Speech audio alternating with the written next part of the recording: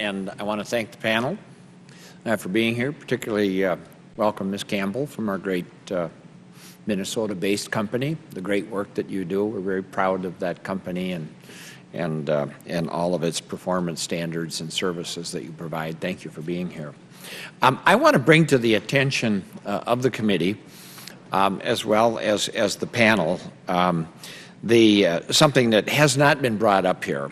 So I want to give the committee a little heads up on it when we get around to the markup, and that is the Pipeline Jobs and Safety Act that I have introduced into the Congress here, and want the committee to carefully consider, and for a variety of reasons. But first of all, what the bill would do, and I intend to offer it as an amendment if given the opportunity, is to require that steel tubular goods produced and used in the pipeline industry after the enactment of our reauthorization be required to be U.S. steel and made from products that are mined and processed, quite frankly, here in the United States.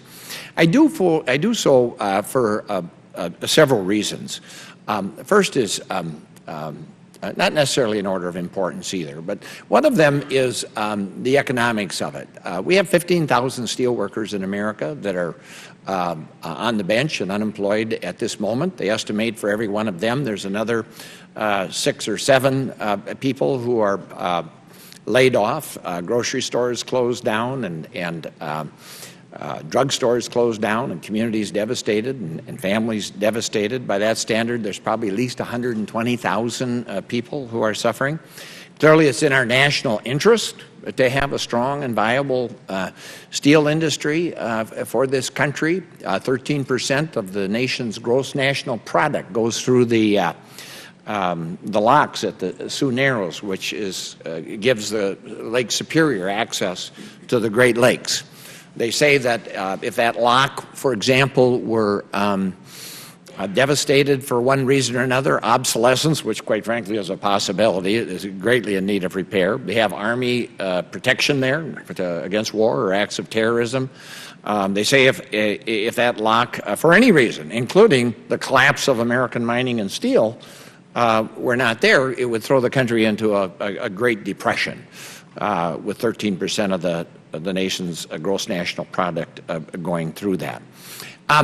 But of equal and great importance is the safety factor.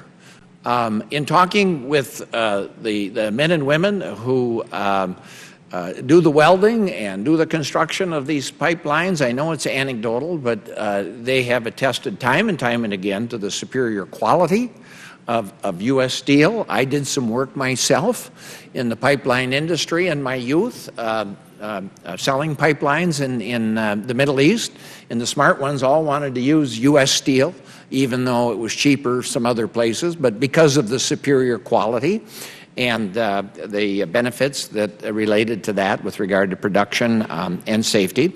But I've also seen a number of studies where expert analysts, have looked at U.S. steel and tubular goods in particular, and compared them to the steel that's produced in some of these other countries. And clearly, U.S. steel always ends up being superior.